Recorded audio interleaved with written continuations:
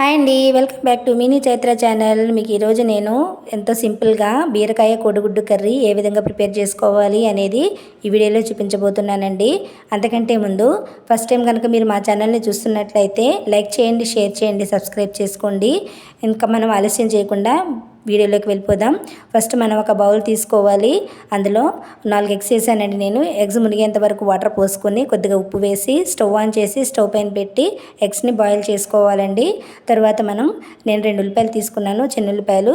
ఆ ఉల్లిపాయలను ఇలాగా చిన్న చిన్న ముక్కలుగా కట్ చేసుకొని ఉంచుకోవాలి. తర్వాత బీరకాయలను ఇలాగ పైన తొక్క తీసేసి పొట్టు తీసేసి చక్కగా నీట్గా కడుక్కొని చిన్న చిన్న ముక్కలుగా ఇలాగా కట్ చేసుకొని ఉంచుకోవాలండి. ఈ లోపున ఎగ్స్ ఉడికిపోతాయి కదా. ఎగ్స్ చల్లారిన తర్వాత వాటికి పైనటువంటి పెంకు తీసేసి మనం రెడీ పెట్టుకోవాలండి.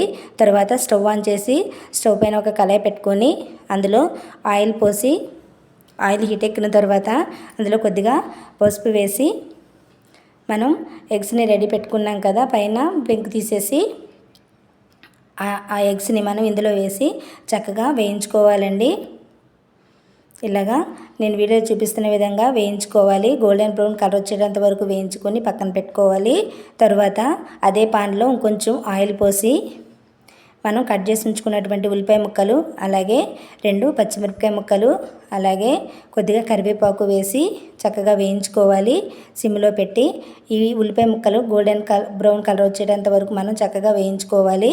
ఇలా ఉల్లిపాయ ముక్కలు వేగిన తర్వాత వేగినటువంటి ఆ ఉల్లిపాయ ముక్కలలో మనం కట్ చేసుకున్నాం కదా, చిన్న చిన్న ముక్కలుగా కట్ చేసి పెట్టుకున్నాం కదా బీరకాయలను, ఆ బీరకాయ ముక్కలు కూడా వేసి ఇందులో ఇంకొద్దిసేపు మనం ఉడికించుకోవాలి మూత పెట్టి.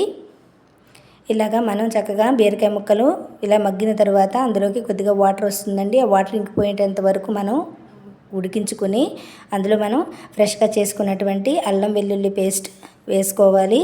వేసుకొని ఇంకొద్దిసేపు మనం ఉడికించుకోవాలి. తర్వాత అందులో మనం కొద్దిగా పసుపు, అలాగే కొద్దిగా కారం, నేను 2 స్పూన్ల కారం వేసానండి. కారం వేసి అలాగే కొద్దిగా ఉప్పు వేసి సరిపడినటువంటి ఉప్పు వేసి మనం కొంచెంసేపు వేయించుకున్న తర్వాత అందులో మనం కొద్దిగా వాటర్ పోసుకోవాలి.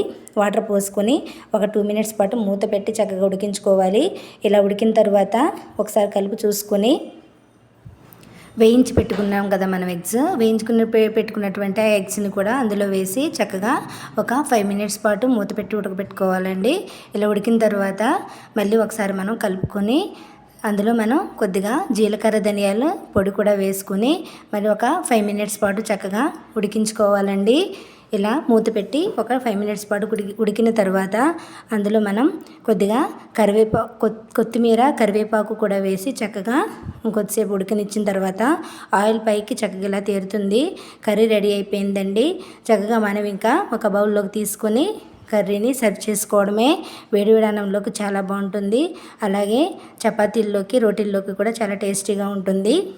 మీకు ఈ వంట నచ్చినట్లయితే మీరు కూడా ట్రై చేయండి. థ్యాంక్ యూ అండి. వీడియో చూసినందుకు సబ్స్క్రైబ్ చేసుకోండి.